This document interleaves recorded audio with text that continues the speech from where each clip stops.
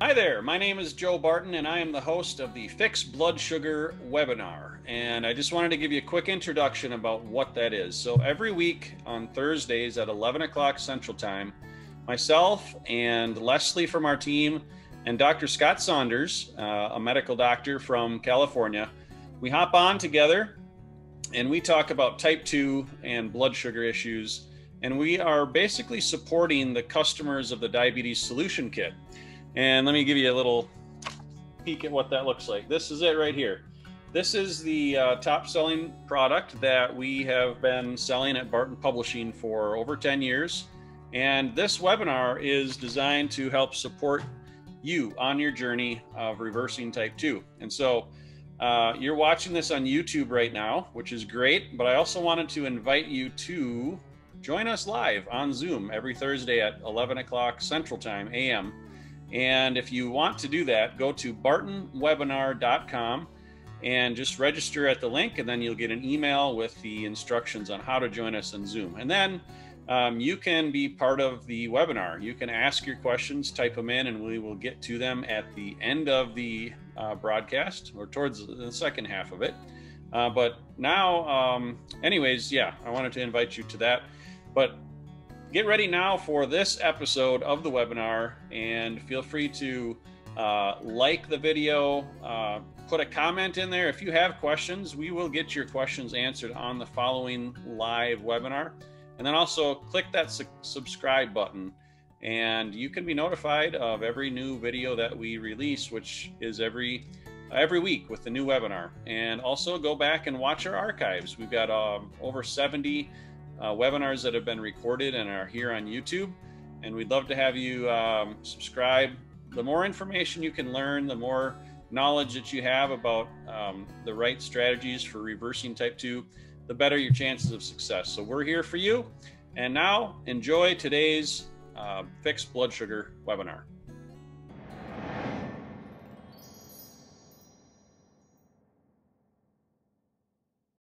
Manning the controls is Leslie Prinz from Team Barton. Sitting next to her is my beautiful wife that I told her, I warned her.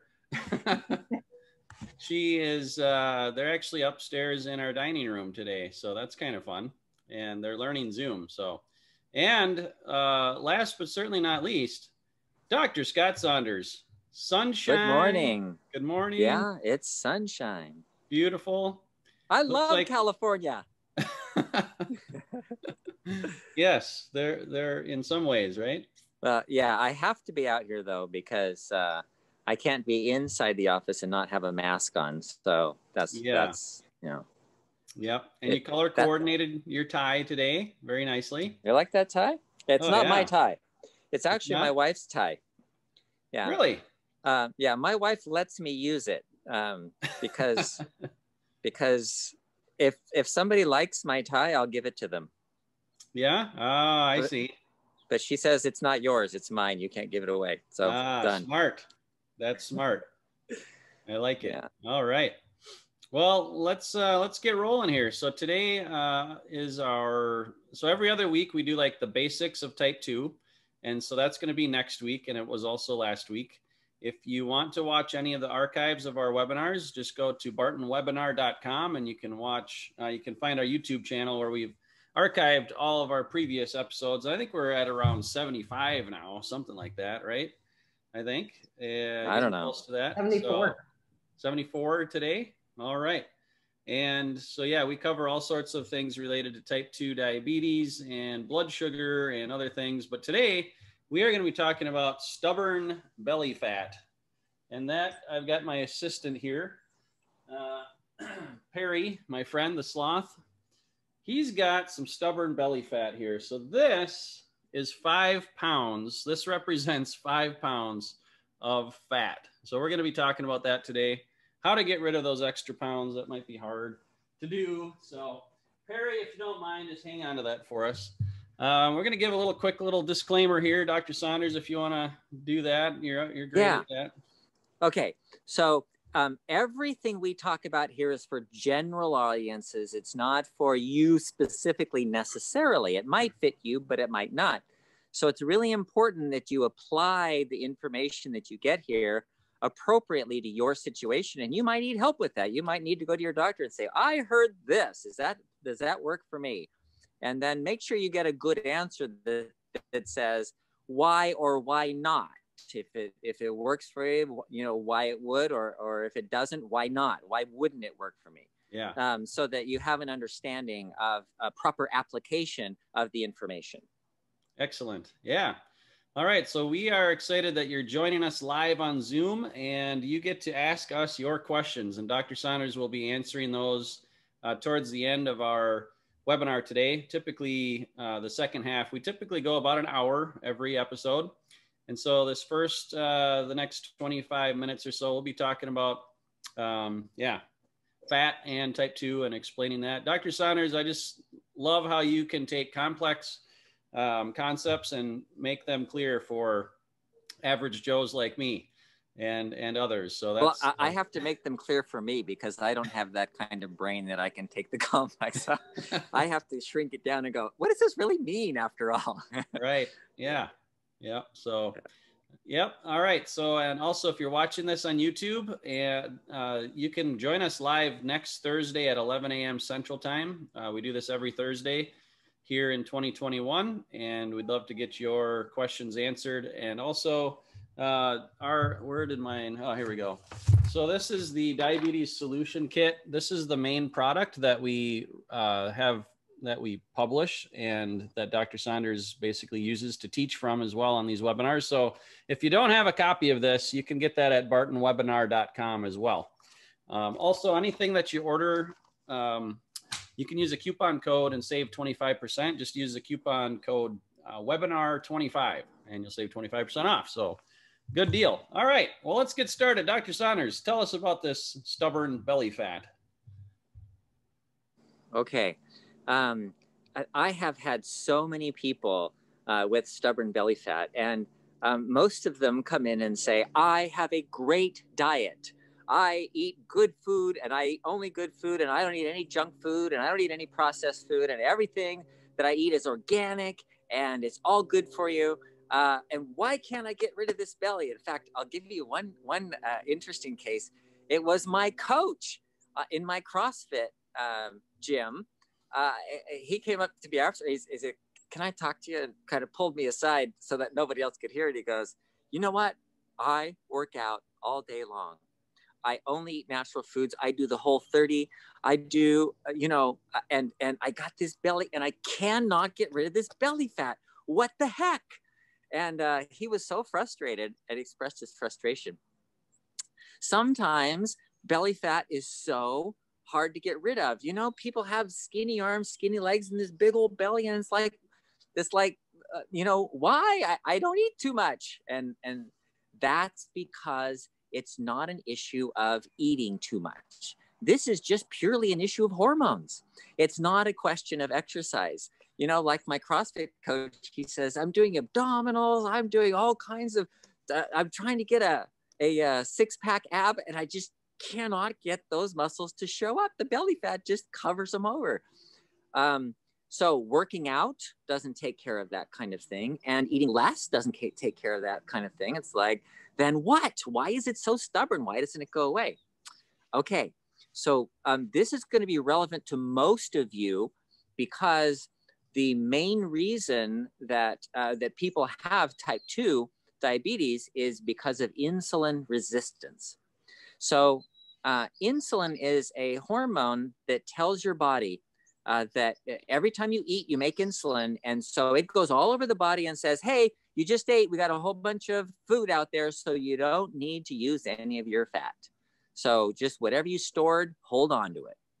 And so what happens if you're type 2 diabetic and your insulin's going up and going up and going up and going up and going up? Okay, so now you have this high insulin level, and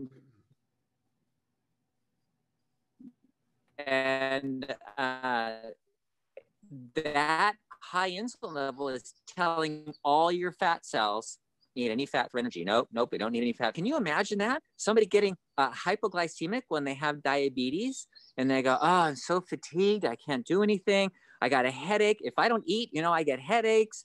Why is that? Hypoglycemia. Well, how could you possibly get hypoglycemia when you have all this extra fat you can burn for energy, right? There's plenty of energy around.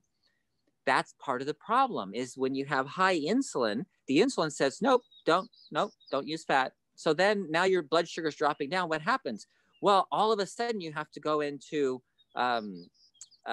starvation mode, and the glucagon, which is another hormone from the pancreas, kicks in and tells the liver, start making more sugar. So then the liver starts making a whole bunch of extra sugar. So your sugar goes up.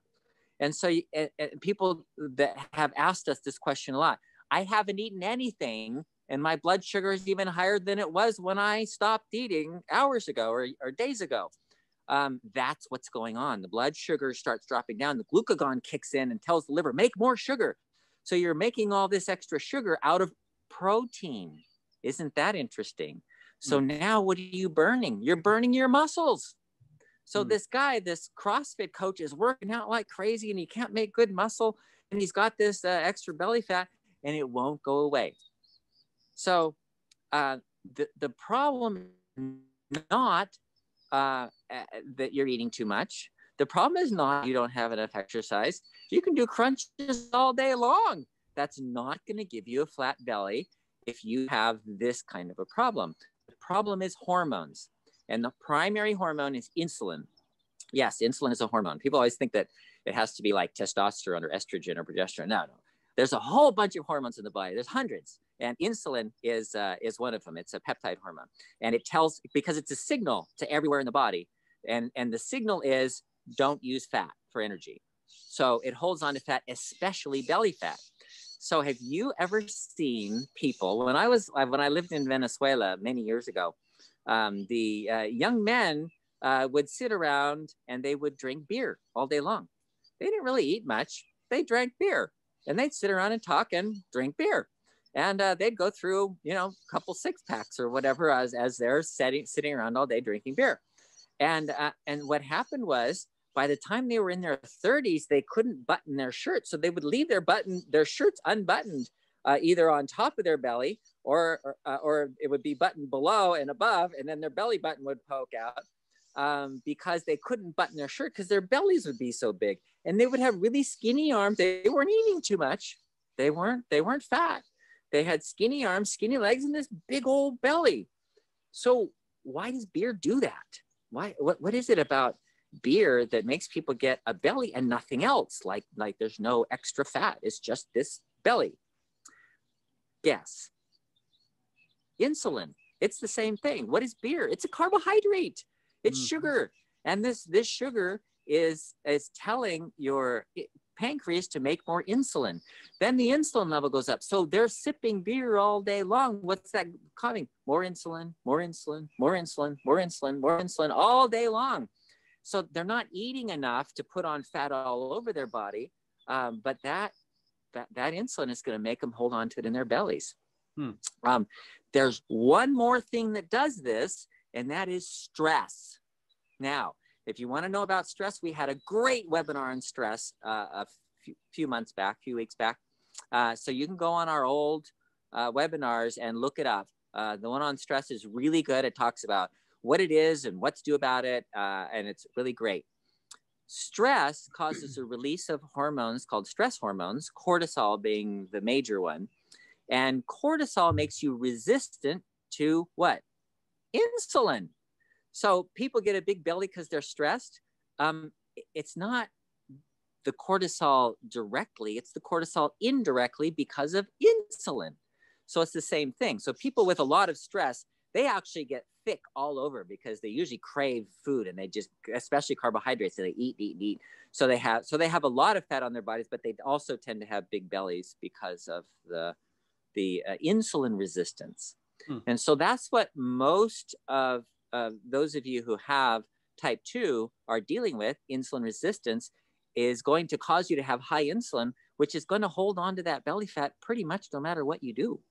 Pretty much no matter what. That's why it's so stubborn. That's why we call it stubborn fat. It's sitting there going, no, I'm staying here.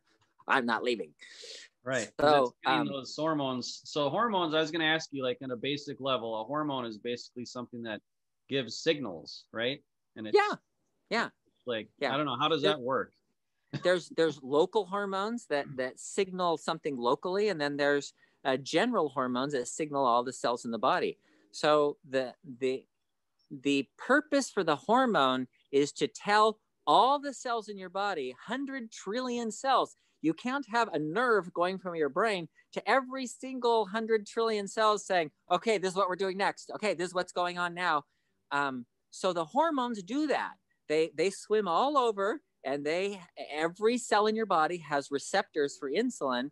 And so when you eat, insulin goes up, and every cell in your body knows, oh, we just ate.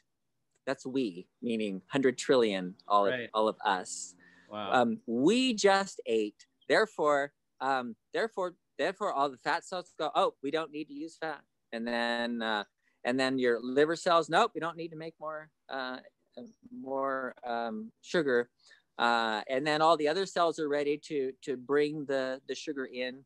So all of that is being prepared by insulin. That's what it does. Yeah. Wow. So insulin. Isn't that? Yeah. Do most So doctors... I want to tell the end of the story. Oh yeah. So my CrossFit coach, right? He's so frustrated at this stubborn fat that he's got. So I told him, okay, so I asked him, what do you do when you go home? So he's working out all day long. He has a light lunch, like a salad or something. And then I say, well, what do you do when you go home? He says, well, I make my smoothie, my protein shake. And I'm like, okay, tell me about your protein shake. Well, I put, extra protein in there. I crack a couple eggs in there. And then it's got berries and fruit in it. And it's a good hearty shake. And I drink that down to give me enough protein because I've been working out all day. I want to build muscle. Well, guess what that protein shake does with all that protein? Protein causes a release of insulin, by the way. It's not just sugar. Protein does, especially if it's processed protein. So if you're drinking a protein shake, you go, I'm not putting any sugar in it, just pure protein. You're still making more insulin resistance. So it's not better. And that's kind of important to know because most of your nutritionists won't tell you that. Yeah. They'll say, well, protein's good and sugar's bad, but you have to be careful with protein too, especially what kinds of protein you eat. So how much? So he's making this, what? If carbs are like a ton of release of that, and then protein, like, because fat is like down here, but where is protein in between that? If it like 1 to 10. Oh, or is that okay. So fat is like 1. Protein is like 6, but everybody's a little different. It could be anywhere from 4 to 8. And then pure sugar is 10. The pure glucose would be 10. Okay. So that's kind of where to put it. Yeah, because a lot of people just eat protein all the time and they think, it's low carb. It's like, yeah, but it's still causing you to, it's still. Yeah, and for some people that's okay. Like I said, for some people it's like a 4, but because we think of insulin as letting the sugar into our cells. It's the key that unlocks the door so the door can open and let the sugar in, because sugar can't get into cells. It's blocked until insulin comes along, unlocks the door and lets the sugar in. But what we often don't talk about is insulin also is something that is required to let the amino acids from the proteins into your cells as well. So that's why people with no insulin at all, if you have type 1 diabetes and you don't make any insulin, then you need insulin, because if you don't, your cells will starve to death. You can eat as much as you want. They will starve to death, both with carbohydrates and proteins. So he's drinking this protein shake, and I said, okay, cut out the protein shake. He said, what? I need the protein. How am I going to build muscle if I don't have protein? I said, okay, let's put the protein shake in the morning. So before you come to work. He says, well, I don't work till about noon. I'm like, perfect. Perfect. So before you come to work, eat your protein shake, and then you have your lunch, and then skip dinner entirely. When you get home, don't eat anything, go to bed. And within 3 months, he was like, you know what? Look, I got the flat belly. It did not take him long to make a change. And he didn't decrease his calories. He's still eating the same stuff. He's still drinking that dumb protein shake, but he just moved it to the morning. So he was making all his insulin and stuff in the morning when he's doing his workouts, which is appropriate. It's proper. That's how he's bringing energy and the proteins into his cells. But then at night, when his stomach is empty, he can repair and rebuild, and he doesn't have all that excess insulin around to store all that fat, especially in the belly. So belly fat, insulin is the primary problem for almost everyone. And so if you're eating at night, that's a big deal for putting on belly fat. And in fact, most of the time, if you can just change the timing of your diet for eating in the morning, when you first get up, ideally around 7 or 8 o'clock in the morning, and then another meal at 3 or 4 and skip dinner entirely, the belly fat will go down a lot easier that way if you go to bed with an empty stomach. Yeah. Okay. So your CrossFit coach, was he eating late meals after he worked? Yeah, the gym was open until 9 or 10 o'clock at night, and so then he's going home and having this big, very high calorie protein shake. Okay. And going to bed with all that, super high insulin in his body. Yeah, and that's one of the principles that we teach here is really not eating later in the day and going to bed at 10 o'clock on an empty stomach. And yeah, maybe talk a little bit more about that. The 6-10 reset, we call it. Yeah, we call it the 6-10 reset. 6 meaning don't eat after 6, 10 meaning go to bed at 10. And so I just said 3 o'clock, and that's because when Sachin Panda, the researcher that did the circadian rhythm research, when he looked at it, 6 o'clock was fine because most of the rats would do very well on that, but they were able to lose weight when they moved it to 3. So if they ate 2 meals a day at 7 a.m. and 3 p.m., they were able to improve and not just maintain. So the 6-10 reset ideally is to maintain and is to prevent you from aging, because aging happens when we are using our bodies. So this is actually really cool. Think of it like a car. When you're driving your car, you're doing damage to your car. You are damaging your car just because you're driving it. You can be as nice as you want to your car. Oh, my great aunt, my wife's great aunt, she had a column shifter. She lived in Arkansas, and she had this old Ford Fairlane column shifter, and she'd get in the car and she'd start she'd turn the engine and it'd go,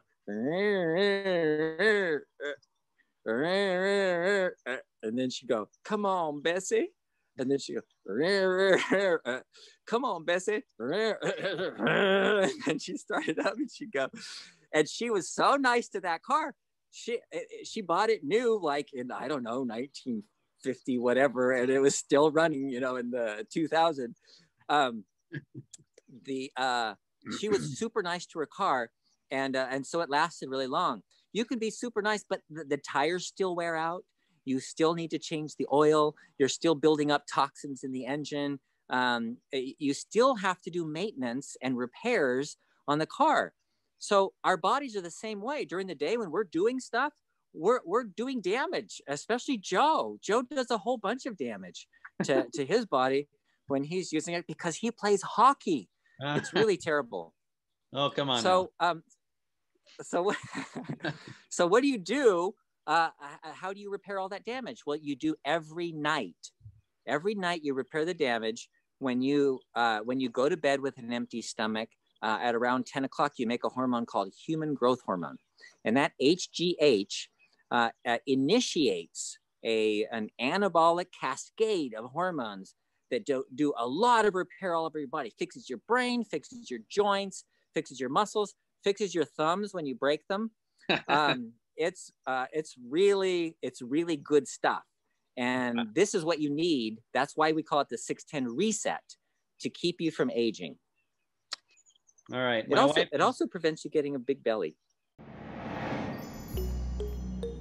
Hello, today's Fixed Blood Sugar webinar is sponsored by Nervala. Now, Nervala is for people that have diabetic neuropathy, nerve pain, peripheral neuropathy, numbness, tingling, or anything like that related to nerve damage. Now, I named it Nervala because it's like Nirvana for your nerves. And the number one ingredient in this is ALA, alpha lipoic acid. The other ingredient is benfotiamine in this. So Dr. Saunders formulated this to help people to cool down their overheated nerves. And that's really what's going on. Inside your body, there's a lot of inflammation and overheating, and your nerves are just like stressed out to the max. And that's what happens when you've got too much sugar, too much blood sugar, erratic blood sugar. But Nervala helps with all of that. And people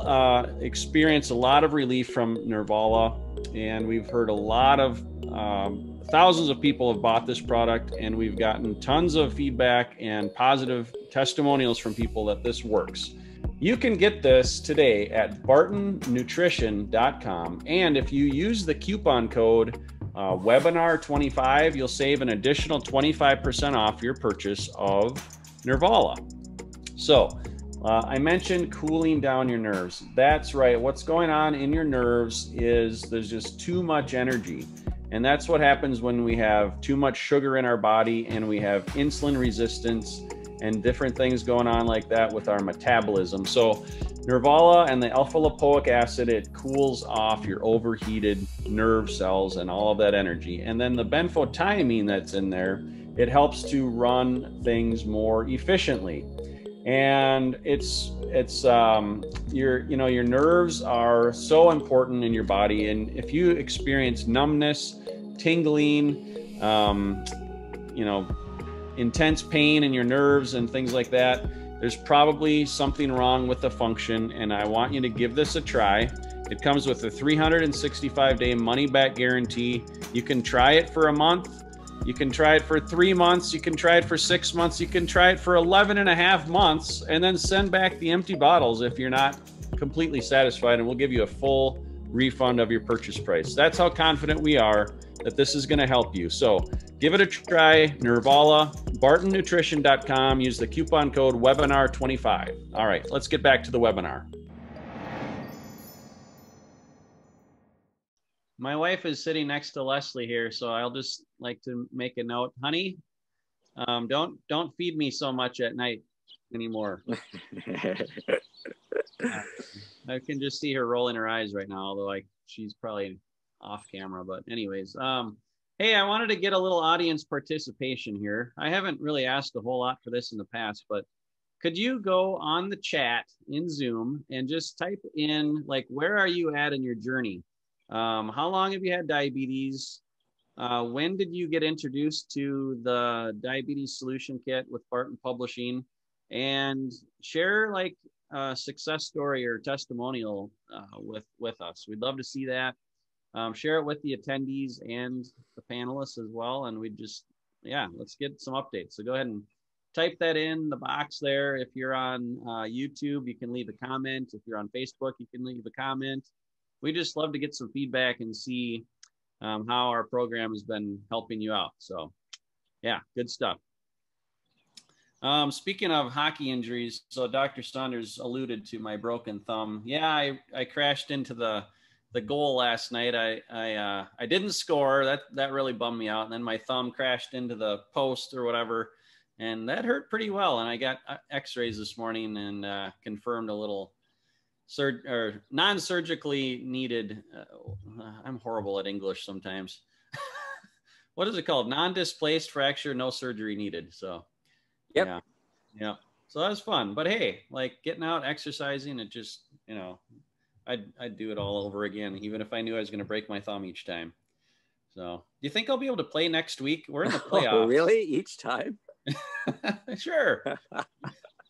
I don't think you're gonna play next week, Joe. Really? Oh man, Joe. Joe, you got to give it 6. You got to give it 6 weeks. Really? Even if I have it sent it up nicely.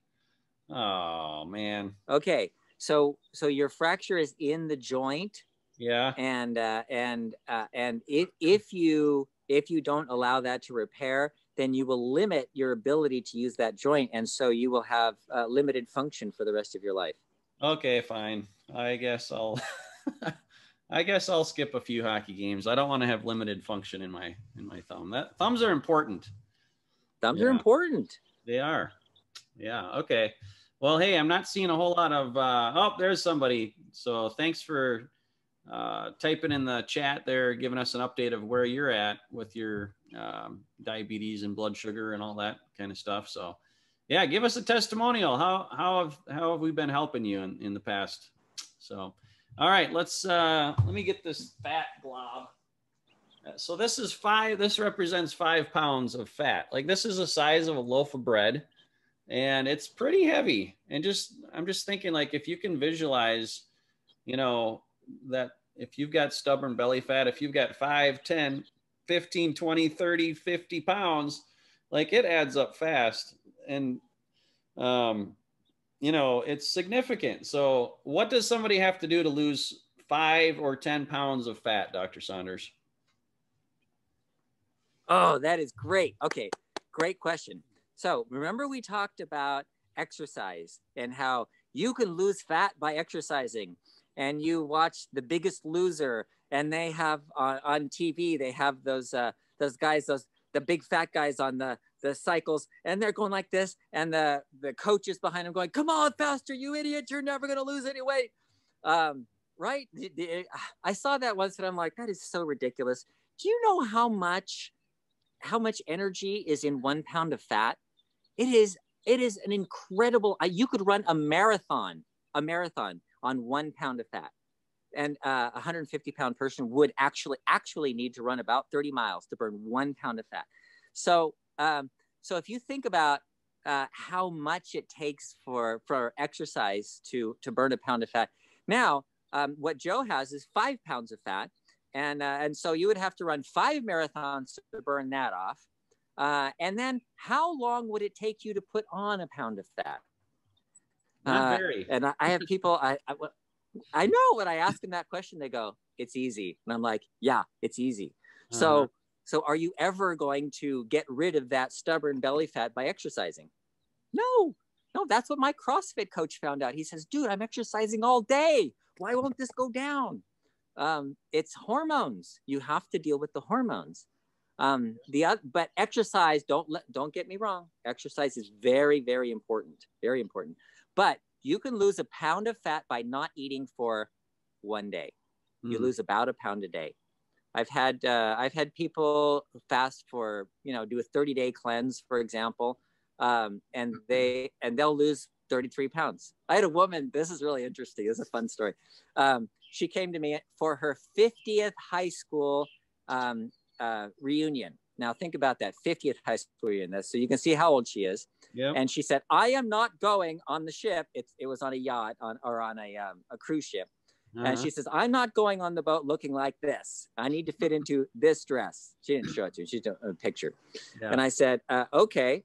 So how long do you have?" She said, 60 days. I'm like, okay, great. That doesn't give us a lot of time to lose that much weight.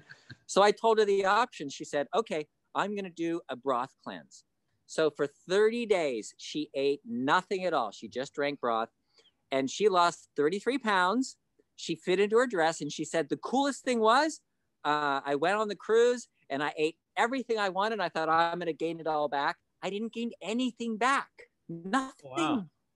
Like I came off the same weight as when I went on. And there's good reasons for that. It's because what Joe calls the 6-10 reset, when you're not eating, it is resetting your system. You reset your thermostat by not eating. And so there was a guy in Scotland in 1968 that weighed 480 pounds. And he went to his doctor and said, "I've tried every diet in the world. Nothing works. I am just not going to eat." And the doctor said, "You'll die. There's just no way you're going to get down to 180 pounds by fasting." He said, "I don't care. I'd rather be dead. I might as well be dead. I can't do anything." So the doctor convinced him to go in the hospital. He went in the hospital for 2 weeks, not eating anything. And then let's see. then he left. After 2 weeks, he felt better. So he goes, I feel better. I'm not. So he went out. He checked in with his doctor periodically, and he lost 300 pounds. Guess how long it took him? A year? I gave you a hint. A year. Wow. A year and 18 days. Wow. A year and 18 days. He lost 300 pounds. So here's the kicker. 5 years later, he's eating normally now. He's back to his regular diet. And 5 years later, the Journal of Postgraduate Medicine from the United States went to Scotland, looked him up, and said, "How's that guy doing that holds the world record for fasting?" Yeah. And guess how much he weighed after 5 years of eating normally? Probably didn't gain too much back. 180 pounds. Wow. That's he great. weighed 100. And see, the thing is, he reset his whole system during that fast, and that's what happens. So that's what happened to the 70-year-old lady, and that's what happened to this guy. And I've seen it happen several times. You reset that. Yeah. Well, that's really encouraging because instead of running a marathon, you can just not eat for a day. You can burn That's a fat. So much easier than running a marathon. Yeah. So 5 marathons or 5 days of not eating. So somebody asked a good question. You mentioned the broth cleanse. Can you explain what that is? Okay. Generally, it's about 16 ounces of broth twice a day, ideally at 7 o'clock in the morning and 3 o'clock in the afternoon. And the broth I make it myself. I prefer it. Bone broth is great. Some people buy it in the store, and you can find broth now. People have told me they've come back and said, "Oh my gosh, I went to the store and the price of broth has doubled." The price went way up when everybody started saying, "Hey, actually, broth is pretty good for you." But I make it myself. I just get some bones, throw them in a pot, about a quarter of the pot full of bones, and then fill the rest up with water, put it on simmer, and keep it overnight. And then I chop onions and celery. I find celery makes the difference between a okay broth and a great broth. Celery, there's something about celery that just makes it really good. Onions, garlic, and then sometimes I'll put other things like kale in there and spice it. So sometimes I'll have a spice curry broth. So I'll put a bunch of curry spices in it. Or sometimes I'll do an Italian broth. I grow Italian herbs in my garden. So I pick a whole bunch of fresh herbs and chop them in and make an Italian with oregano and basil. So, spice it up, make it taste good, and then just live on it. Just drink 16 ounces in the morning and 16 ounces around 3 o'clock in the afternoon. And that's it. Yeah. Great. Hey, lots of great comments coming in through the chat. So thanks for telling us your story. This is good stuff. And Leslie, if you want to copy and paste these into a document so we can have these for later, because I don't know if Zoom will save it or not, but somebody had a good question relating to fasting. Let's see. So how do you fast when you're taking insulin each day? Excellent question. You have to be super careful if you're on insulin and you're fasting. In fact, I think you would have to check your blood sugar much more often. And if you start getting sweaty or evidence like heart palpitations or fatigue, evidence of hypoglycemia, it'd be a really good idea to check your blood sugar immediately and be very careful. And it depends. The first thing I would do if I had somebody who was on insulin is I would test their insulin production. It's called C-peptide. So the C-peptide level is going to tell you how much insulin your pancreas is making. So if the pancreas is making insulin, then I would drastically reduce the amount of insulin that they're using. Or what I generally do, I have one person right now is only giving insulin after she tests. So she tests 3 times a day. And if her blood sugar is high, she'll give insulin. If it's not high, she doesn't give herself any insulin. So she's not on any long-acting insulin. She's only on the short-acting insulin as needed. It's called a sliding scale. For those of you who are on insulin. That's a very good question. Be very careful of fasting with adding insulin, because if you drop your blood sugar really low, like below in the 20s, it can do brain damage, kidney damage, heart damage, because those tissues need a constant supply of sugar. Okay, good. Somebody asked, just for some clarity, on what is 6:10. So basically it's the 6 o'clock, you stop eating food, and 10 o'clock, you're in bed with an empty stomach. And the 6 o'clock part can vary a little bit. It really all depends on what your last meal is. And so it might be, like you mentioned, 3 or 4 o'clock is a better final meal time to ensure that you're empty stomach by 10 o'clock. And so, all right, let's see here. All right, let's hand things over to Leslie here. If you want to get into some questions that have come in. Okay, give me 1 second here. Just copying some of these things down. I can do it too if you want. If you want to maybe grab the first one, that'd be great. Sure. Okay, let me back up to one of the earlier ones here.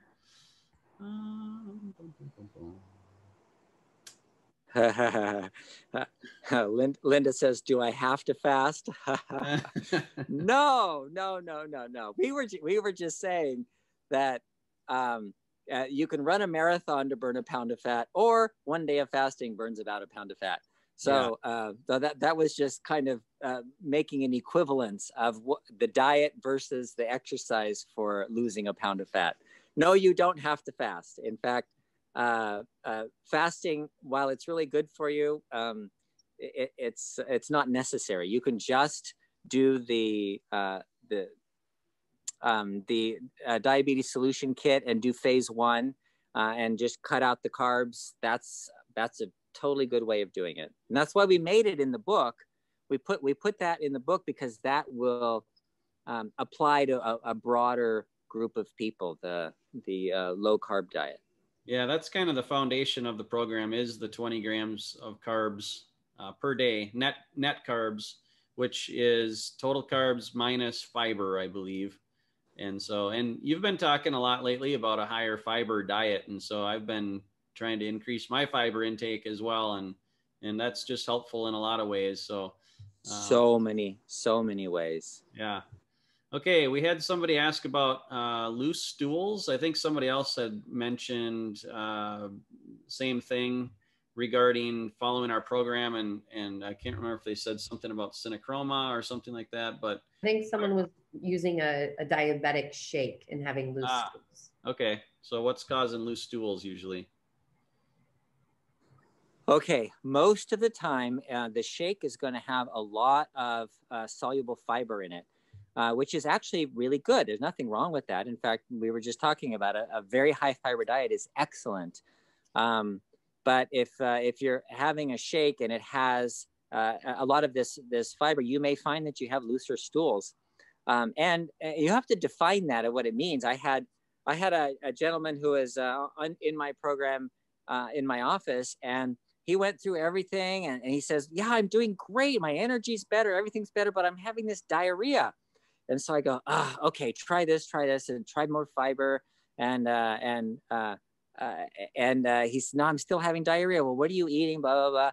And finally, it was like after 3 visits, I finally asked him, "Okay, define what you mean by diarrhea." He says, "Well, I'm having loose stool. What does that mean? Watery?" He goes, "No, not watery." He says, "It's just soft." And I said, "That's what it's supposed to be. You're supposed to have soft stool." And he said, "But it's sticky and I have to wipe like 10 times. When it's hard, it comes out and I don't have to wipe." I'm like, "Okay, sorry, but you actually need the soft stool." So, so bring some, that's what he was complaining, that he was having to bring diaper wipes with him all the time.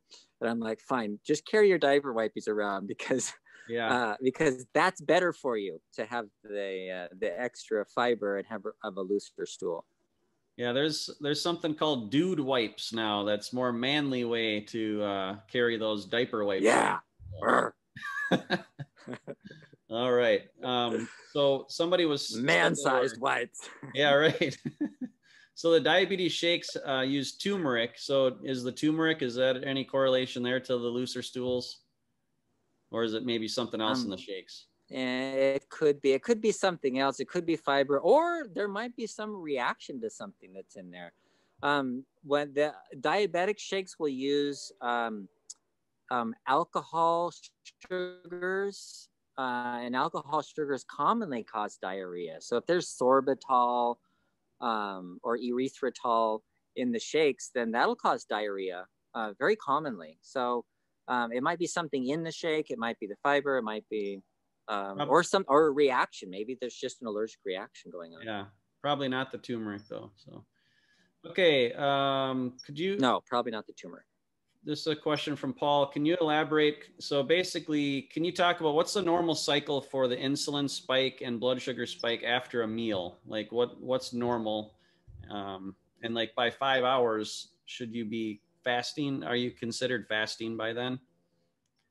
And fasting, you've said in the past, is basically just empty stomach. Excellent question. Yeah.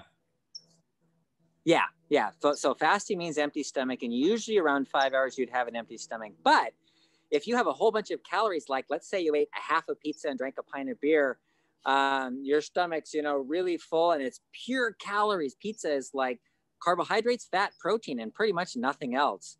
And so it may take 8 hours for that to empty out. So then you wouldn't be fasting. But if you had a salad with a vinegar and oil dressing on it, then that's going to be empty in 2 hours, and you're going to be fasting after 2 hours. So the blood sugar spikes differently depending on what you're eating. And that's a very good question, because there's something called glycemic index, which is how fast that blood sugar goes up after you eat. So let's look at glycemic index in certain foods. If you look at something like ice cream. So what's ice cream? It's pure calories, right? Carbohydrates, fat, protein. There's nothing else in it. But what about that? It has a relatively low glycemic index. And everybody's like, what? How can it have a low glycemic index? It's because it has a lot of fat in it. And the fat slows the absorption, so it's not released from the stomach very fast. And so it has a low glycemic index, but a very high glycemic load. In other words, the total amount of calories, of sugar, of spike is going to be long. So it's going to go up more gradually and be really long and then go down. Whereas if you eat something like watermelon is like, it's fruit, right? It's perfectly fine. It's totally natural. It has fiber in it, has vitamin A in it. It's really good for you. Watermelon is really good for you, but it has a higher glycemic index, a faster spike than ice cream. So, and so some people say, well, you're better off eating ice cream if you have diabetes than watermelon. Well, no, because the glycemic load has more to do with it than the spike. But for some people that are resistant to insulin, it will cause more insulin to go up. So the second part of your question was, well, what's the normal insulin spike after that? And that's where the issue comes in. Every single individual is different. Some people can eat that watermelon and their sugar spikes up and their insulin goes, ooh, yeah, nice, no problem, just a normal insulin. They go, okay, no issues here, no problems. Other people, they eat watermelon and their sugar spikes up really fast, and their pancreas freaks out going, oh my gosh, the sugar's too high. And they just pump out insulin like crazy.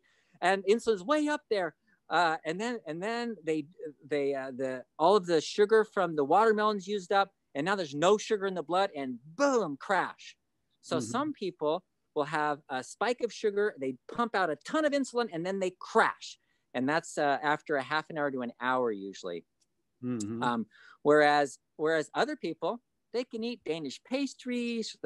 Danish people do this. They eat pastries and all that, and their insulin, their pancreas is like, yeah, whatever. They just put out the same amount of insulin, don't have an issue with it. So we're all different.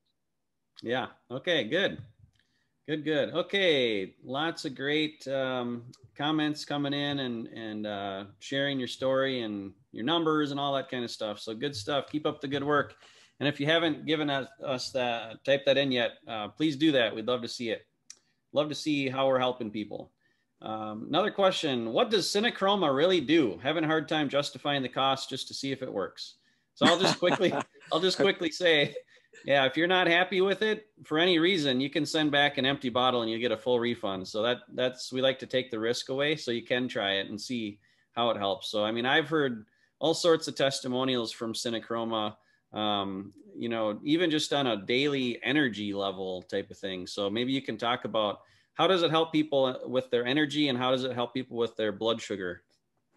Okay, so the reason that I made CinnaChroma the way it is because I was using all of these other diabetes formulas. You know, I've been seeing diabetes for years, and I'd have to get, okay, this one and this one and this one. Okay, you're going to take these three, and then they're popping extra pills, and then some of them are like, some people, like, they formulate their supplement just by going, okay, let's look at everything that might lower blood sugar. So they've got BitterMelon in there, and they've got ginkgo biloba, and they've got they pump in a whole bunch of everything in there. And you know what? I haven't found that to be helpful either. So I looked at what are the essentials? What do we really need for people with type 2? Well, what I'm finding as I test is that people are deficient in certain nutrients. There's minerals that help the insulin to work better. So those are chromium, vanadium, and indirectly selenium. So I said, okay, these are needed, and they're needed because I test a ton of people, and almost everybody's deficient. So that's something that just like everybody should take. Even if you don't have diabetes, it's good to take it.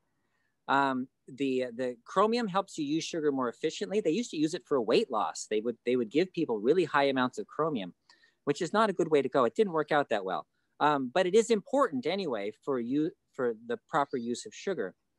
And then another thing, testing for the vitamin D. Almost everybody's deficient in vitamin D, and vitamin D is really important for using blood sugar. The vitamin D is a hormone that helps you modulate or regulate the blood sugar properly. So vitamin D is really important, and almost everybody was deficient. And then we needed something to bring the blood sugar down to allow more insulin sensitivity, because a lot of the problem with type 2, or the major problem with type 2, is insulin resistance. And if we had something that could make the receptors more sensitive to insulin, then we could get people off of medications that were causing excessive insulin production and more obesity and more problems. So that's the purpose for the formulation. Everybody doesn't need it, but even if you don't have diabetes, you know, there's nothing in there that's going to drop your blood sugar too low. And everything in there will help you to regulate your blood sugar better, improve function, and the vitamin D will help you prevent you from going to the ICU if you ever get COVID-19 or something.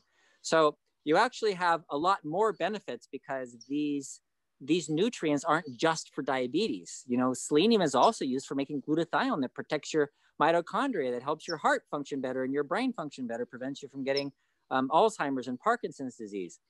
So there's a lot more benefit to it than just diabetes. It's just not that focused. Whereas most of the diabetes formulas, they're all just throwing everything but the kitchen sink at it. And we already talked about the kitchen sink. Yeah. So Arnold has a question related to CinnaChroma. Let me try to summarize. He's type 2 on insulin, 20 units. He takes it at bedtime. Quick question on that. Is it better to take the insulin in the morning? No. Okay. Good question. The insulin that you're taking is probably a long-acting insulin. And those long-acting insulins, you have to adjust it according to your need. 20 units is a big amount. And that's what an average pancreas will put out in a whole day. So if you're using that much, then that means that you're quite insulin resistant. So when you go on the diabetes solution kit on phase 1, you have to be really careful getting that down. Monitor your blood sugar really carefully, because that long-acting insulin doesn't go away in 20 minutes or 30 minutes. It's going to be there for 24 hours. So you have to be really careful with that. Okay. But whether you take it in the morning or at night, that depends on you. That depends on your eating habits and how your pancreas is working. Okay. So if he changes to be eating more during the day and not so much at night, would you recommend then to take it more in the middle of the day or in the morning, or is it like right after you eat typically, or?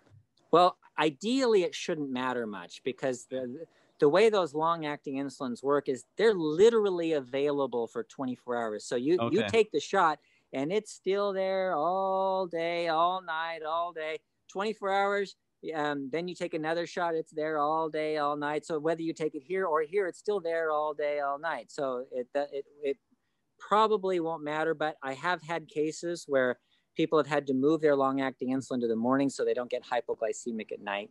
But it's not supposed to work that way, but sometimes people are really sensitive to it. Mm-hmm. Okay. Follow-up question from Arnold. I'm on Basaglar, linagliptin, 5 milligrams, and Metformin. 2 pills in the morning. I probably butchered that. Two pills in the morning, 2 pills in the evening. Question: when I start the CinnaChroma next week, can I cut back to 50% on the Metformin? Okay. The Metformin is the one that is least likely to cause an issue with hypoglycemia. So the Basaglar, for example, can cause you to get low blood sugar. So it's better, the linagliptin, the Basaglar, is better to lower first. Keep the Metformin, because Metformin works in a different way and doesn't increase your insulin. So as you're getting more sensitive to insulin, then Metformin won't drop your sugar too low, whereas the others will. Okay. He mentioned that he was in the hospital primarily for blood clots, pulmonary embolism. Ooh, yeah. That's dangerous. Yeah. Make sure you have a blood thinner on board. Yep. Arnold, if you want to connect with Dr. Saunders personally, which you mentioned, we can give his office phone number. He does take new patients, and that's separate from what we do here, but we've recommended that a lot in the past. And so, Dr. Saunders, if you want to give that phone number again. It's 805-688-7171. Okay. Yeah, anybody watching this, if you want to have a consultation with Dr. Saunders, he can do virtual telemedicine and get all of your information and all of that. And so just call that number and you can get set up with an appointment. So definitely recommend that, especially if you don't have a doctor that is like more open to functional and integrative medicine and healthcare. So, all right, let's see. Amanda asked if the bone broth recipe is posted anywhere. And I'll have to double check to see if it's in the solution kit, but we can post that in the 610 Reset Facebook group. And so that's an invitation to anybody to join us on Facebook. Just look up 610 Reset or go to bartonwebinar.com, and we've linked to it on the webinar page as well to join us there. And we'll post that bone broth recipe. That's a good one. And so let's see here. What else do we have? What kind of bones for broth? Was it chicken, or can it be chicken, turkey? Yes. The answer is yes. Okay. Yeah. What is it about the bones broth? I've never done it personally, but I had somebody who went into a fish market and got a bunch of fish bones and made fish broth and loved it. So, okay. Yeah, anything. Good.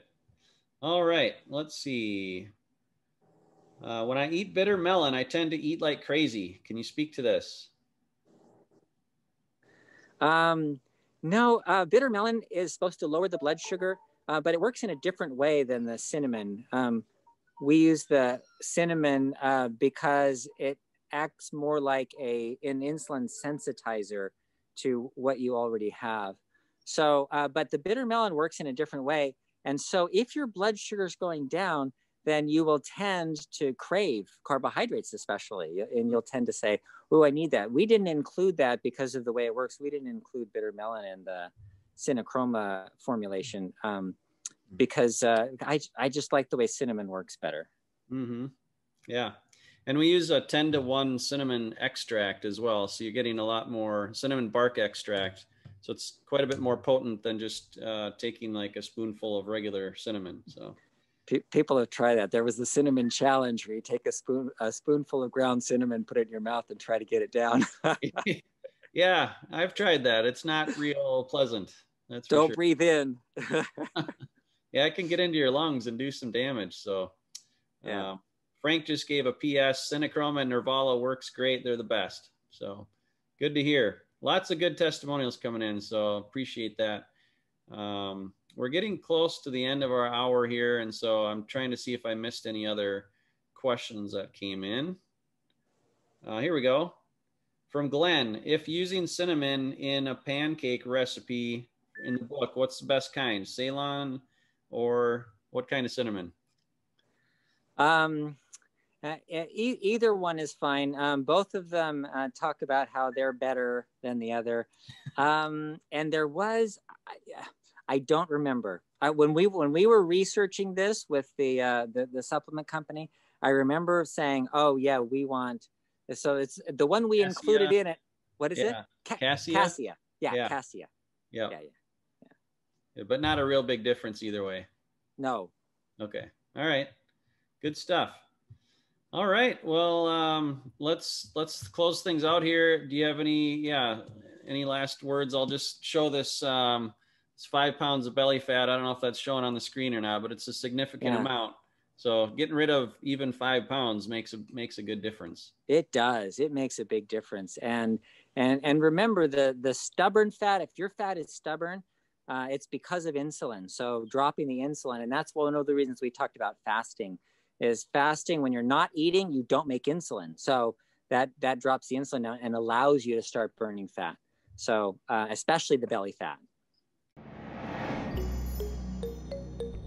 Today's Fixed Blood Sugar webinar is sponsored by CinnaChroma, our best-selling advanced blood sugar support formula. Now, thousands of people around the world are taking CinnaChroma every day as part of their program to fix their blood sugar using natural ingredients that simply work. Now, Dr. Saunders formulated CinnaChroma to meet key nutritional deficiencies that most people have unknowingly suffered from for far too long. With CinnaChroma, you get a blend of 6 key ingredients. The perfect combination of chromium, vitamin D3, and vitamin K2, which it's important to take those two together, selenium, vanadium, and our 10-to-1 cinnamon bark extract. Now, if you're not already using CinnaChroma, I highly recommend that you give it a try and see how it helps your energy, your weight, and your blood sugar numbers. You can get CinnaChroma at bartonnutrition.com or on Amazon. If you get it at bartonnutrition.com, you can enter the coupon code webinar25 and you'll save 25% off at bartonnutrition.com. But I realize some people like to go to Amazon as well. So anyways, CinnaChroma, highly recommend. Now let's get you back to the Fixed Blood Sugar webinar. Good. All right. Well, excellent material. Thanks again, Dr. Saunders. Appreciate your time. Thanks everybody for joining us, and we'll see you next Thursday, 11 a.m. Central Time. You can register at bartonwebinar.com. And Leslie, any last minute closing things I missed or anything to tell people about? I'm going to pull my friend Amanda on really quick. This is Joe's wife. She's amazing. She is. Hello. So that's all I got. Yeah, they're in our new dining room. That wallpaper is something else, huh? I tell you what. Amazing. The sun's shining on me, so it's a little hard to see it, but. Yeah, it's facing south, but yeah, you can definitely get creative in that room. That's for sure. Well, thanks you guys. Appreciate it. And thanks everyone again for joining us. Signing off. God bless. Have a good week.